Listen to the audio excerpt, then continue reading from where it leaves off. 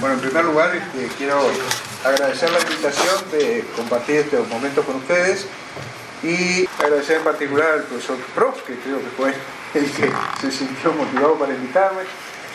Y el tema fundamental al que me voy a hacer referencia, si bien tiene un origen netamente clínico,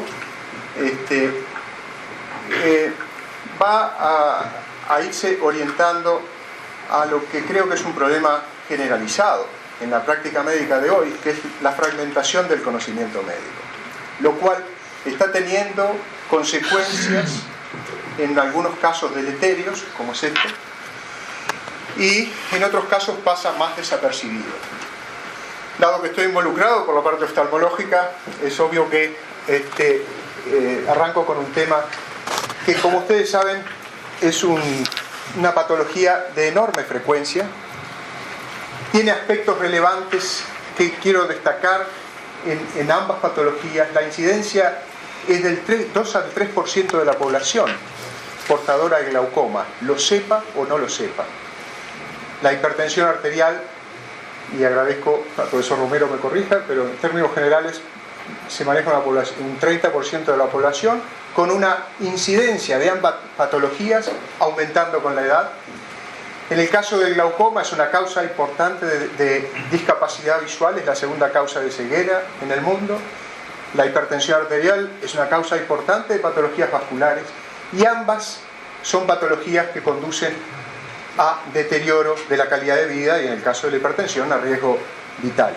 Como ustedes saben, el glaucoma se genera por un bloqueo en la filtración de un acuoso en el ángulo de la cámara anterior. Esta es una tomografía de coherencia óptica de espectro de tiempo que nos permite medir el ángulo de la cámara anterior y visualizar si hay malformaciones o deformaciones que tiendan al cierre. Nos vamos a referir esencialmente a la forma más frecuente de glaucoma, que es el glaucoma de ángulo abierto.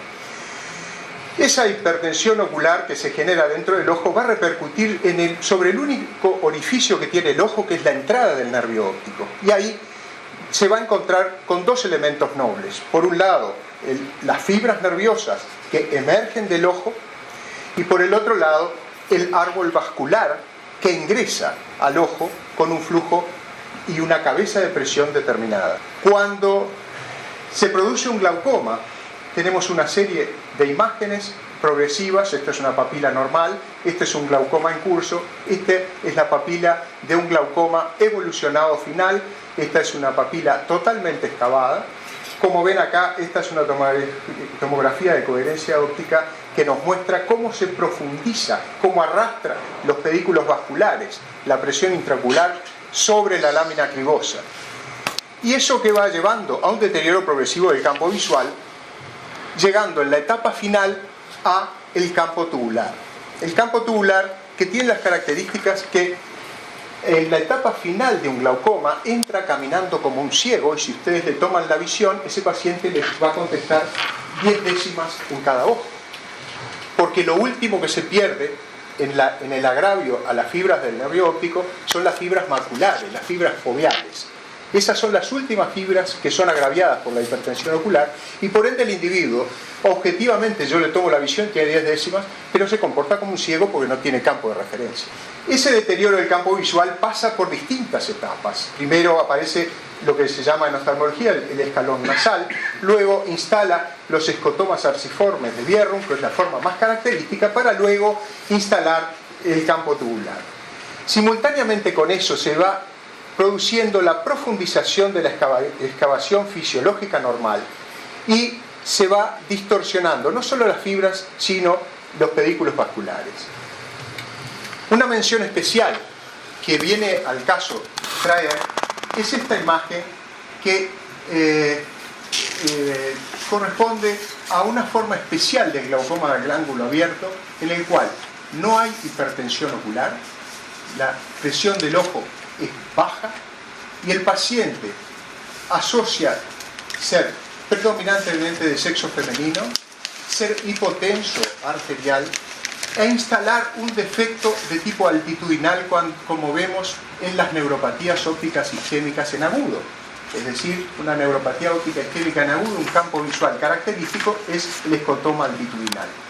En el glaucoma de baja tensión, que afortunadamente es poco frecuente, aproximadamente un 5% de todos los glaucomas de ángulo abierto, son mujeres de edad media de la vida y jóvenes que empiezan a instalar un deterioro progresivo con todas las características de un glaucoma, pero con presiones oculares normales. Y es ahí donde se ha empezado a motivar la colectividad oftalmológica mundial para darle relevancia al factor hemodinámico en el génesis del agravio al sistema sensorial visual. Los mecanismos lesionales en el glaucoma crónico de ángulo abierto fundamentalmente es el mecánico, el que se le ha dado más relevancia hasta el momento actual, por compresión de las fibras sobre la lámina cribosa. La lámina cribosa no es más que la pared escleral multiperforada por la cual atraviesan los axones. Allí es donde la presión va trabajando, va apretando mecánicamente las fibras y las va lesionando. Consecuentemente, se van apagando zonas del campo visual. El otro factor que es importante señalar es el neurogenético por el mecanismo de apoptosis programada. Pero a lo que nos vamos a hacer referencia es al factor hemodinámico. Actualmente se considera un parámetro de relevancia a considerar la presión media de perfusión ocular, que está dado por esta fórmula, que no nos vamos a detener en ella, pero sí en el concepto que la disminución de la presión arterial por debajo de la presión media de perfusión ocular determina sufrimiento isquémico de axones y su destrucción progresiva. Esto diferenciémoslo de la noción de infarto en agudo o de isquemia aguda. Esta es una isquemia lentamente evolutiva por hipoperfusión sostenida, en el cual la relación entre la presión arterial sistémica que encuentra, que llega a perfundir la cabeza del nervio óptico, y la resistencia interna que encuentra esa cabeza de presión, alteran esta presión media y se está en un circuito de baja tensión de perfusión. Por ende, se está en un modelo isquémico latente sostenido. Como ustedes saben, la presión intraocular sigue, en términos generales, la secreción del cortisol. De manera tal que no es lo mismo tomar la presión a las 6 de la tarde que tomarla a las 6 de la mañana. El pico máximo de presión intraocular se genera entre las 4 y las 6 de la mañana. Igual que el pico de secreción normal del cortisol. Si eso lo llevamos a lo que se ve cuando hacemos la curva diaria de presión intraocular y vemos de presión arterial y vemos cómo surge la entidad de la hipotensión arterial sistémica nocturna, vemos que ahí hay un primer punto de incidencia de conflicto, en el cual a la hora de la noche en la cual la presión intraocular fisiológicamente está más alta, hay individuos que me hacen una hipoperfusión arterial sistémica. Es la combinación ideal para agravar la isquemia del nervio óptico. De ahí que en ambas especialidades, en ambos sectores, resulta fundamental la realización del control diario de presión intraocular. Y así se hace, pero resulta esto insuficiente, por factores que vamos a mencionar. Siguiente. En primer lugar, los sistemas de medición y registro. En oftalmología han cambiado en estos últimos 6-8 años los modelos de registro de la presión intraocular en forma dramática, y cada vez se tiende más a que la presión intraocular se registre sin contacto sobre el ojo, para evitar los factores de viscoelasticidad corneal, que son factores de error. Cada uno de nosotros tiene una viscoelasticidad corneal diferente, por lo tanto, si yo le aplico una presión de 1 gramo a una córnea mía, seguramente sea distinta a la de mi hermano o la doctora Fogel, o quien sea. Eso llevó a que todos los métodos tienden a ser de no contacto. ¿Okay?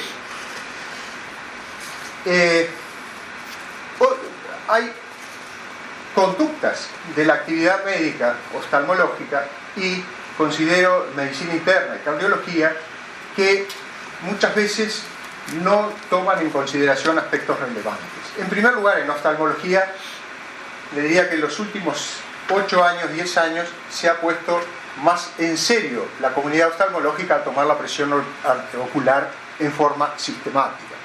Pero no era una cosa frecuente de hacer y pacientes, el glaucoma no es un cuadro agudo, sino que es lentamente evolutivo. Para instalar un defecto campimétrico, un glaucoma, se habla que debe pasar por lo menos 5 años para que aparezca el defecto campimétrico, o sea que es lentamente progresivo.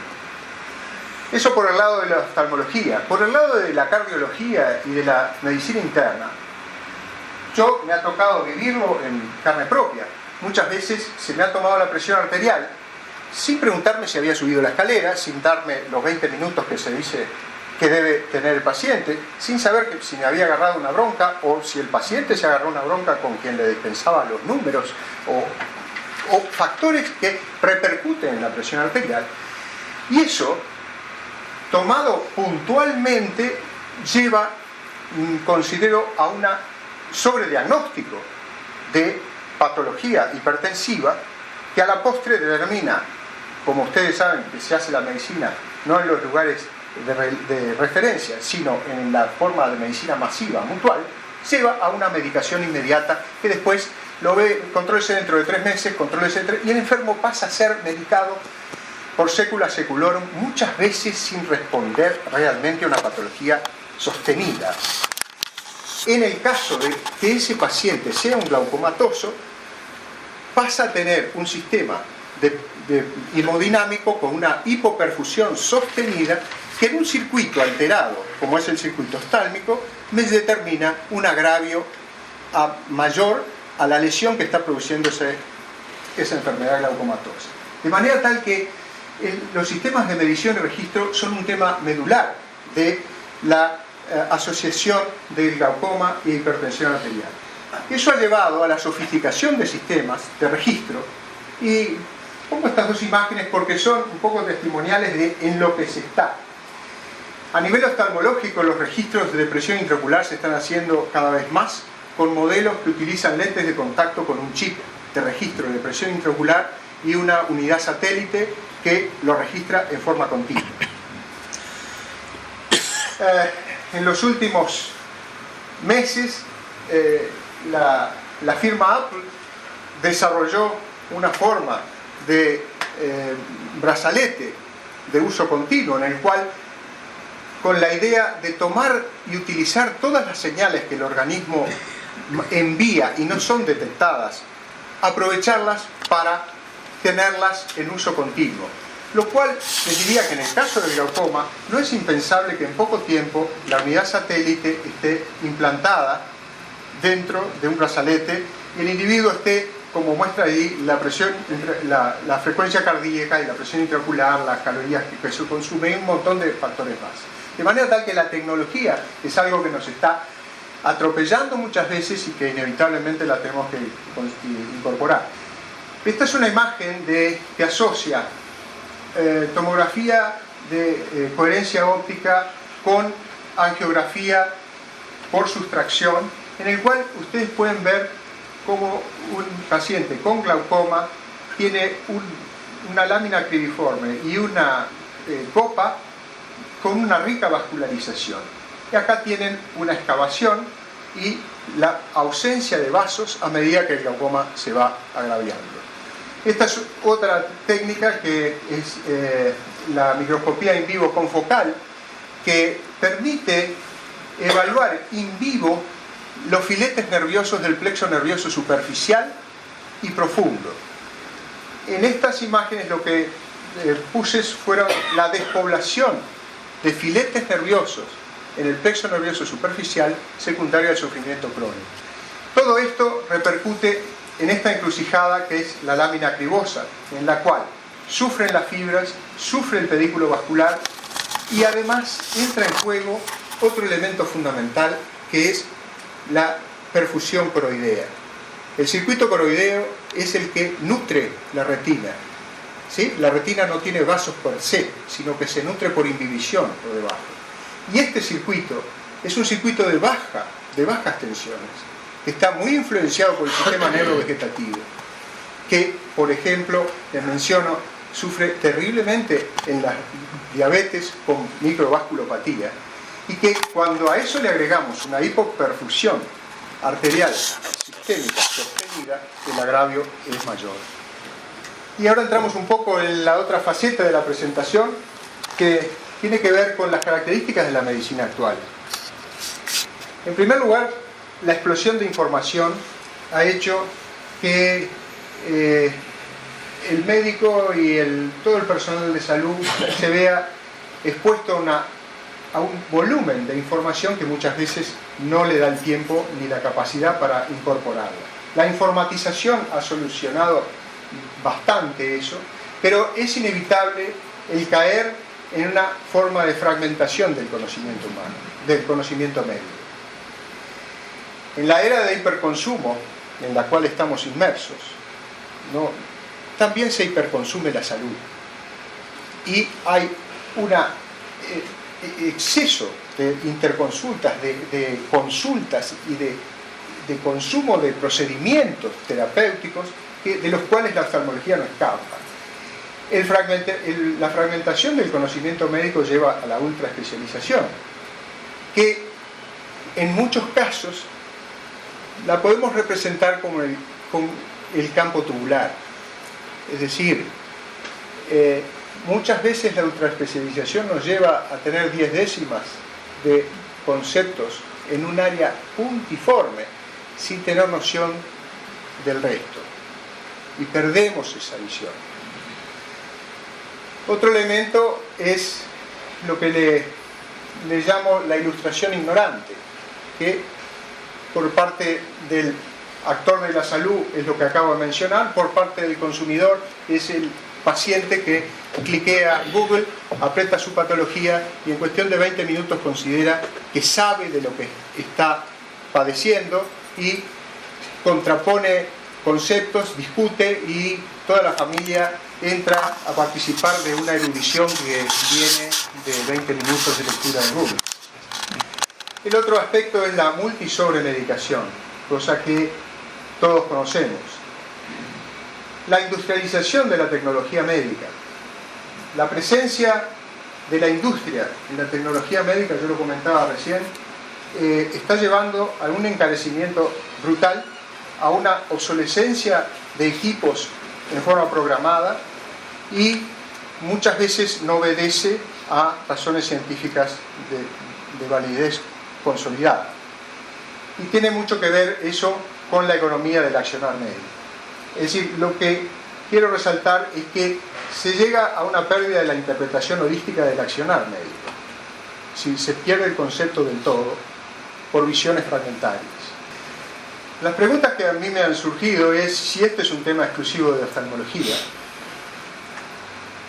Creo que no. Segundo, ¿qué metas debemos fijarnos para corregir el desvío? Y tercero, ¿qué acciones emprender para evitar la multiplicación de zonas de riesgo de este tipo?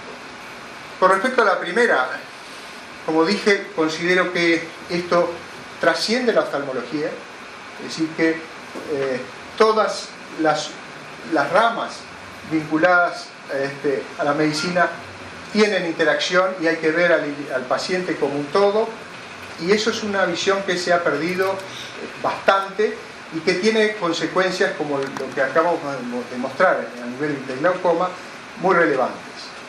Creo que es fundamental la recuperación del rol jerárquico del médico en los equipos médicos, particularmente en aquellos vinculados a la formación y gestión médica.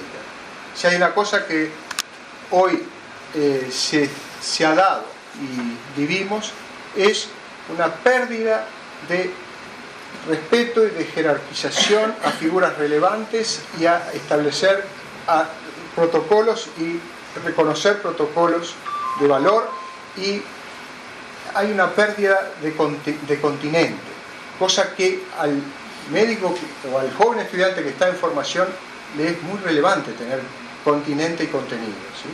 No es solamente el contenido, sino que además haya continentación.